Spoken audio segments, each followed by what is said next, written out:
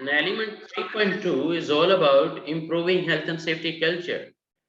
And to be very honest, a doctor can never prescribe the right medicine until he diagnoses the real root cause of that sickness. You can't improve the culture until you understand, the complications of your culture or the gaps or the kind of lacking points. So you truly need to dig out and find out what is going wrong actually, why our culture is not good enough, what are the negative signs of culture and what are the positive, how many positive we have, how many negative we have. So accordingly, you truly need to create a health and safety culture improvement plan. So that is our topic 3.2 element, improving health and safety culture. And it all starts from the top. For this one, for improving health and safety culture, the number one thing is the management, commitment, and leadership. So senior management, of course, they are responsible to set a policy.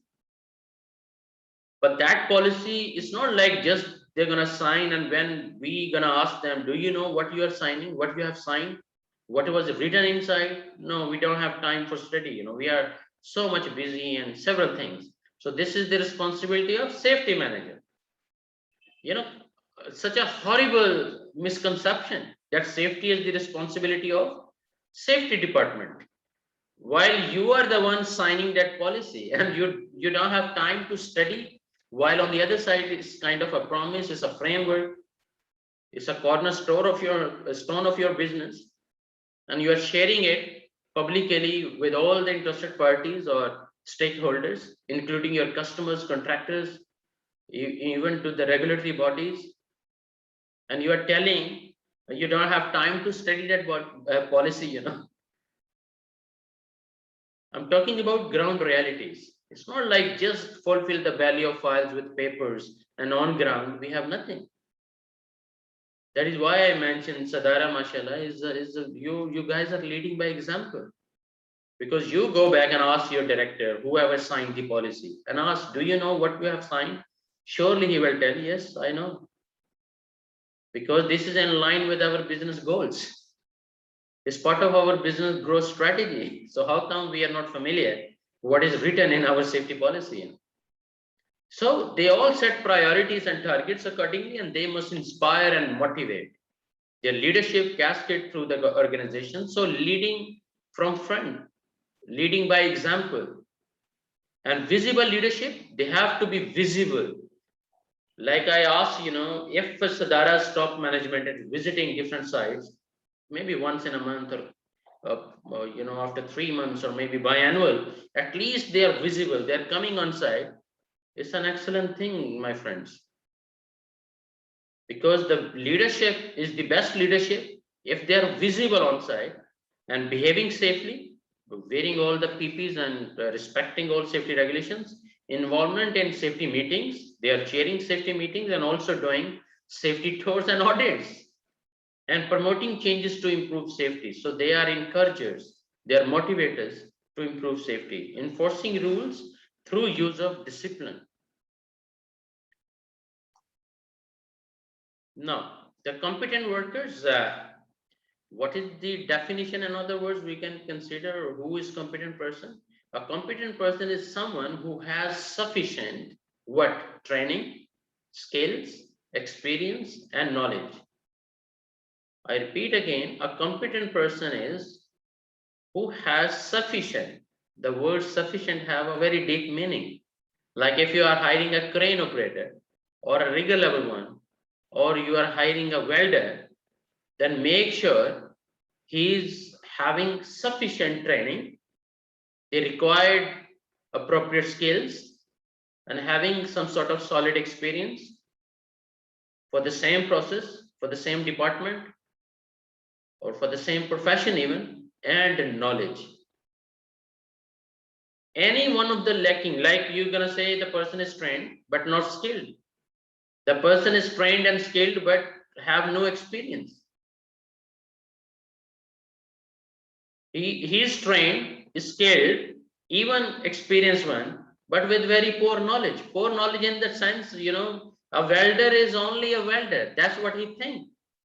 But we are looking for a knowledgeable welder who knows how to be a safe welder, how to ensure safety during my welding process. Is very much knowledgeable and learning every day about this welding process and becoming with more competence, and adding value to the business. That is why the industries are looking for knowledgeable workers, not the manual workers anymore.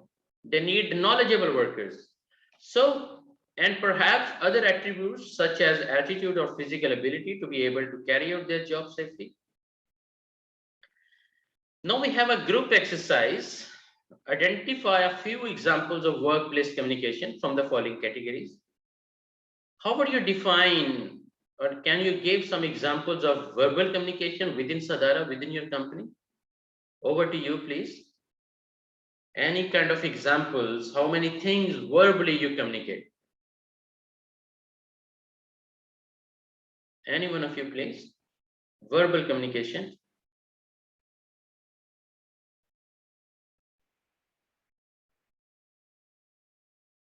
Verbal communication or oral communication, in other words. In my opinion, this could be through phone calls or through radios or through we have some stations and the site where people can contact either the DCS or some offices. So this is the verbal communication type we use mainly in Sadara. Any other way? Thank you very much, mashallah. Any other opinion, please? Any examples of verbal communication? Yes, I think this one can ask the guy who working in the plant WH question. That means what's the job? How protect yourself?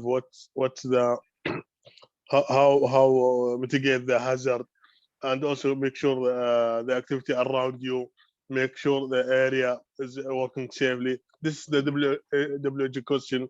Need to ask the guy to make sure this guy is fully aware about the hazard, he's fully aware about the risk, everything in the plant. Excellent, Marshall. So our toolbox meeting is also a good example of verbal communication, right? That we communicate, we talk about hazards, we talk about risk, we guide to the people, we share with them. But the problem with the verbal communication is, of course, every communication has some benefits and limitations also. Sometimes, you said something else and they understood entirely a different thing. So we truly need to understand the benefits and the limitations of each communication function. Now let's talk about written communication. Can you give few examples of written communication within your company? Any examples of written communication?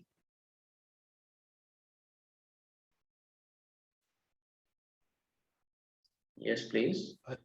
I believe under this one falls the work permits and the approvals for some of the jobs, also for some of the risk assessments, some of the the training for some visitors and stuff where they read and do the acknowledgement.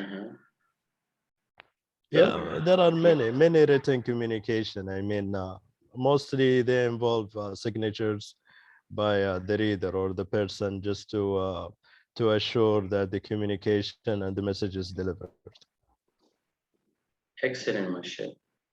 Excellent. And 99% I can claim this is one of the terrible cause of project failure. The poor communication, the lack of communication, or maybe no better communication system, 99% of our projects failure, the biggest reason is the communication. You couldn't deliver the right set of message to others, and they didn't follow actually. Plenty of projects failure, and the projects where you have different nationalities working all together. Like imagine if everywhere in Saudi Arabia, if you Saudis only working, mashallah. So imagine what level of verbal and written and graphical communication would be beneficial, because only one language same culture, and you guys are managing your country. So think about the graphical. Okay, no doubt there is a benefit of diversity also, like bringing other people, and this is kind of a global village. It's unavoidable that we will not hire or will not bring people from other countries, because every country is hard to meet all the requirements from their own country. But I'm giving an example. Same language, same culture, your companies, your businesses you are going to manage. Think about what level of improved communication system would be there. So plenty of examples are there for written communication. So any examples of graphic communication within Sadara, within your company? Graphic communication.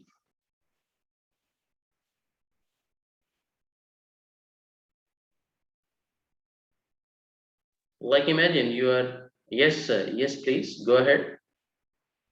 Yes, for the graphic communication and Sadara, we have drivers that involve in the logistics, and they are from different nationalities.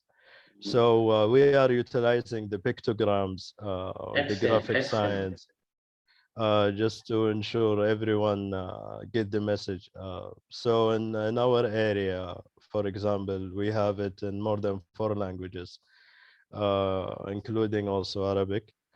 And Excellent. we also have the science. For some of them, we have also the videos on the waiting areas and the resting areas where the drivers can just watch some scenarios, real scenarios, and what to do and what not to do, including also the regulations for the driving and driving rules inside the company.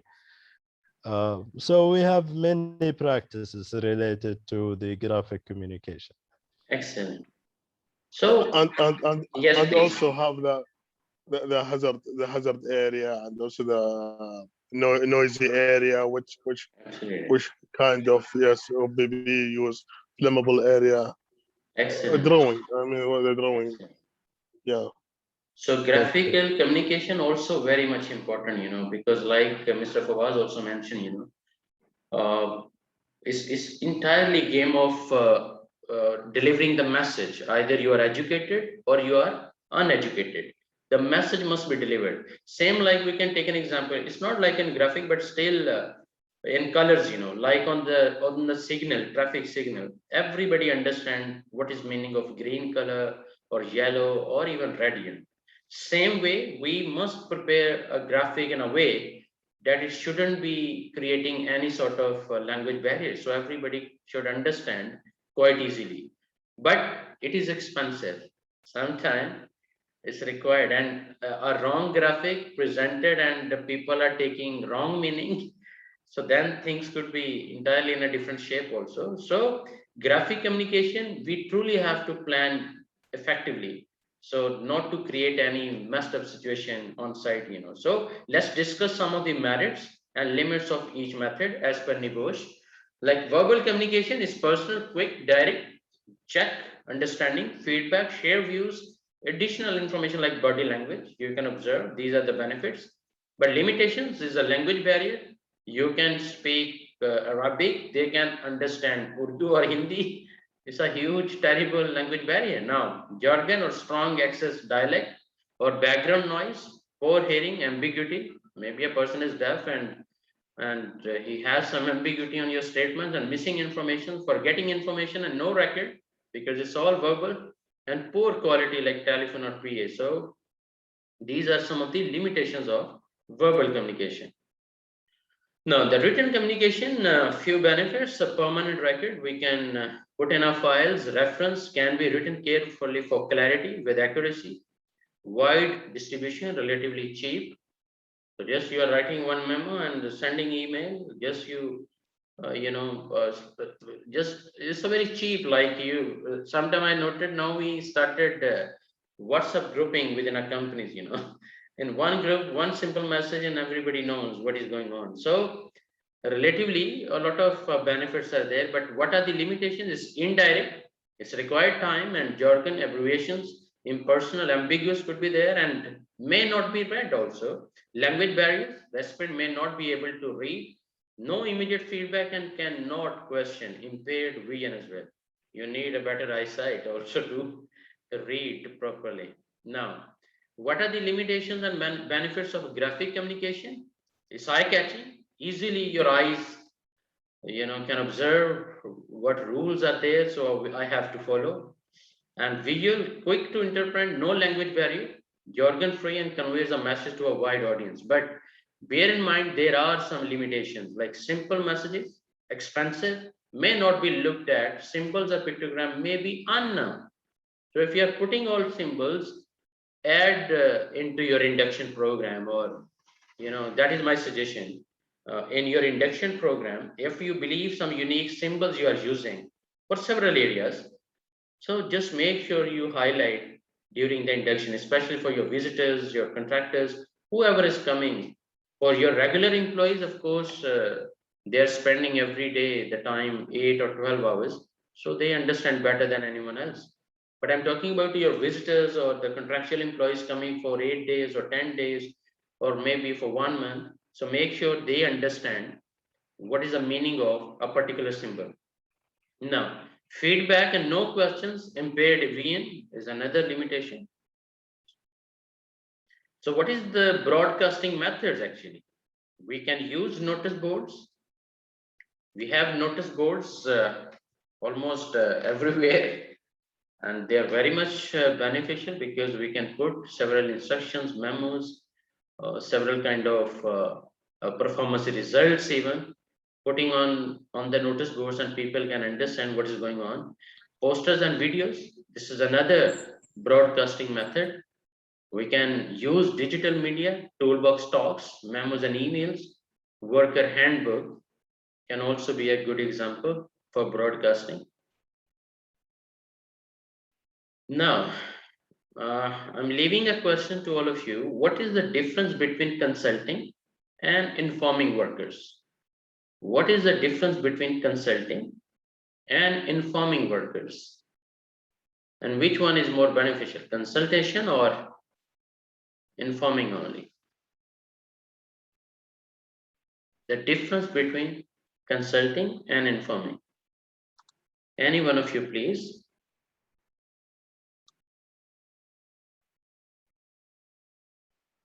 What is the difference between consulting and informing workers?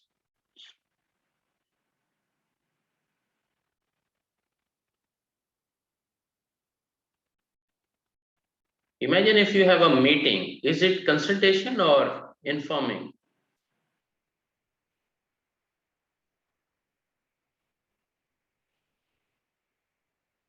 What is the difference between consulting and informing workers?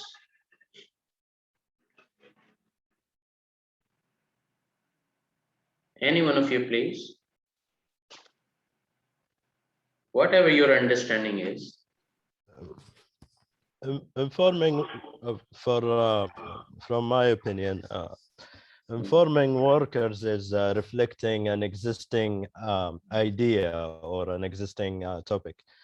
But consultation, sometimes it comes from experience about a unique thing or about some specific unhighlighted, something not highlighted to people. So they need consultation to get more information about it, to get specific or unique information about it. But informing workers is just passing an information, and it might be known for them already. And this is normally happen at the meetings, as you mentioned. In my opinion, meetings is more about informing workers, either about performance or anything. But consultation is about more complicated thing. Absolutely. Absolutely right. So the consultation actually, just bear in mind, is a two-way communication. Consultation is a two-way communication that we discuss and we get feedback, we have debates, we get arguments, different arguments.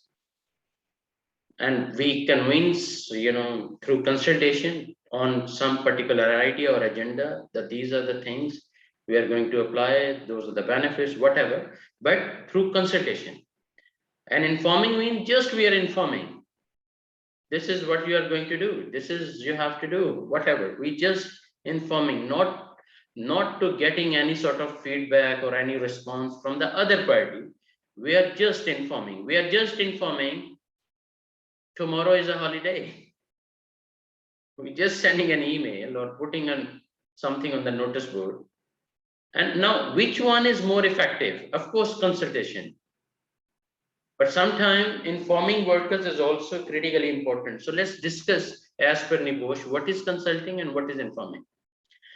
It's a two-way exchange of information and opinion between the employer and employee. In context to employer and employee, we have to apply consultation. And what is informing? One-way flow of information to the employee. Just from the top management, instructions are coming and coming and coming. We are just informing. We are not getting any sort of feedback from their side. No response. How they are feeling, is it acceptable? Yes or no? No feedback.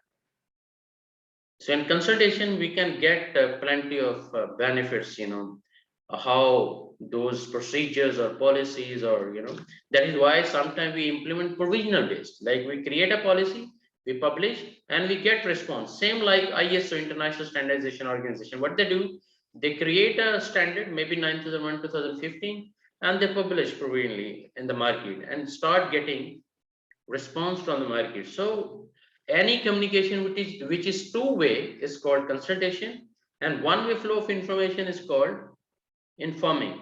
And this is between employers and employee here in this context. Now, what are the typical issues to consult on? Why we need consultation? Introduction of new measures affecting health and safety, we need to consult rather than just informing. Appointment of new advisors, we truly have to discuss. Health and safety training plans.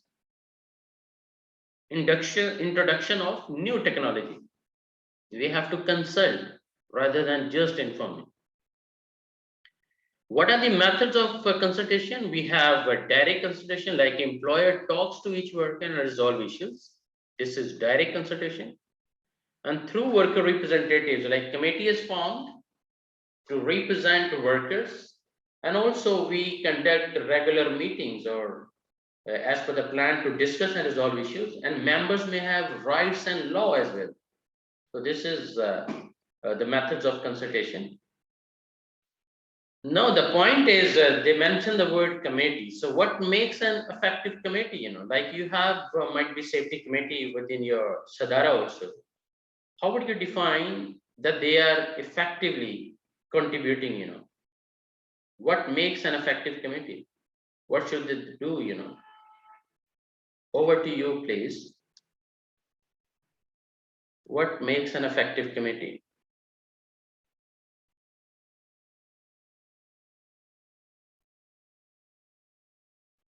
Like you have a safety committee, how would you define they are effective? They are effective because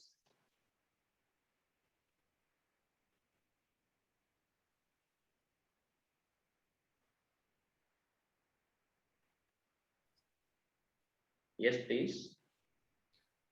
Yes, one major factor for a successful committee, forming a successful committee is making sure that people involved in the committee are coming from different background or different roles, where they can share their expertise from different angle to help Excellent. finding a solution for this topic.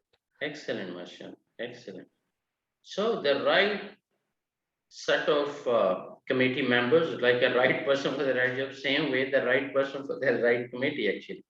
So it's a combination of different experts, they all have to come on one table and finding the solutions and what they have to discuss. Several agendas could be there. That is our second point of discussion. But here, what makes an effective committee? So they have clear agenda. They have clear agenda for their meetings, They frequently conduct meetings and make sure whatever actions are planned through this effective committee, they make sure they're implemented and have strong follow-ups actually. So several things, several factors are there which can make a safety committee more effective. But let's see as per NEBOSH what they are talking about. Effective committees depends on who is on the committee.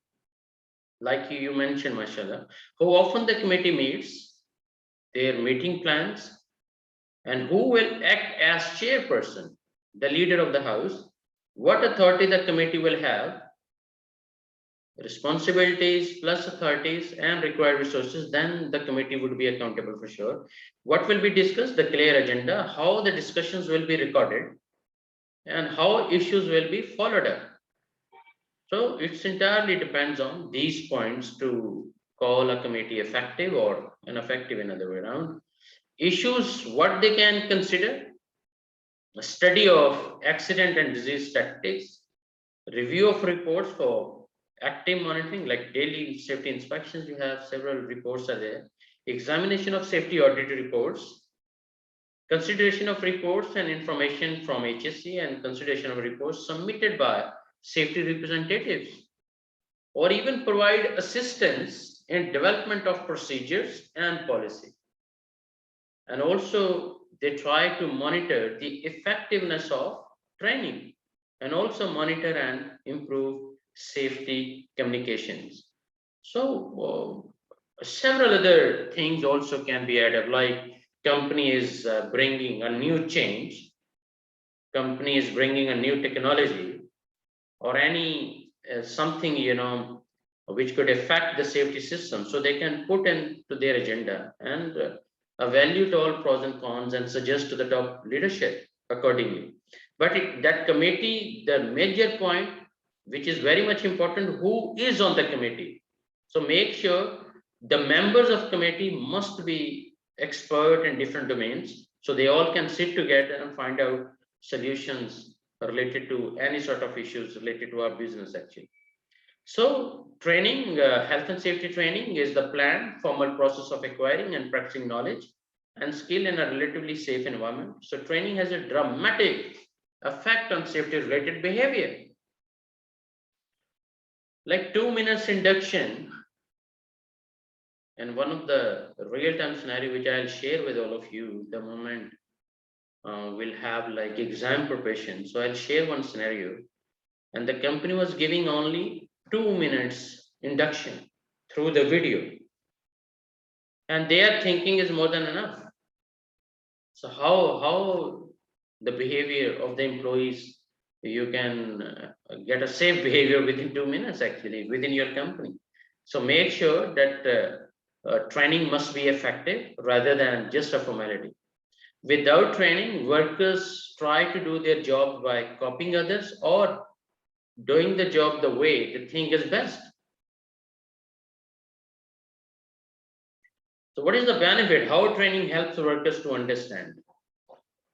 If you provide training to all Sadara employees, and I'm sure you have given that training for hazard recognition or kind of risk assessment, no risk assessment, because this is a little bit technical activity, but at least the hazard recognition training must be done of every employee, that they must be capable how to identify hazards by themselves, rather than finding someone and calling safety officer and telling him to find the hazard within my department. Your home, your area, your department, first of all, you must be familiar how to identify hazards. If I'm a welder working in a welding department, so my department's hazards must be viewed by myself. Now, training helps workers to understand what hazards and risks, rules and precautions, emergency procedures, who to contact with concerns, and also limitation and restrictions, personal safety responsibilities. We have to train them, and consequences of breaking rules, including disciplinary procedures. So whatever policies, procedures you have, make sure you deliver the training to the relevant departments. Now, the training opportunities, induction training, we can plan for all the new employees Not only employees, even the visitors or anyone is coming in our company, the induction training must be there. Job change, new hazards following a change in job. Whenever there is a process change or new hazards associated with new ways of working or any new technology incorporated within our business operation. So new hazards associated with plant and machinery. We truly have to provide training. These are the opportunities for training. New legislation, implications of new legislation. Like because of this COVID-19, the companies retrained and procedures are reviewed, policies are reviewed, and they deliver kind of refresh trainings to all the employees so that they can be perfectly fit to the new norm actually, new normal. Now, induction training, what should be added in the induction training?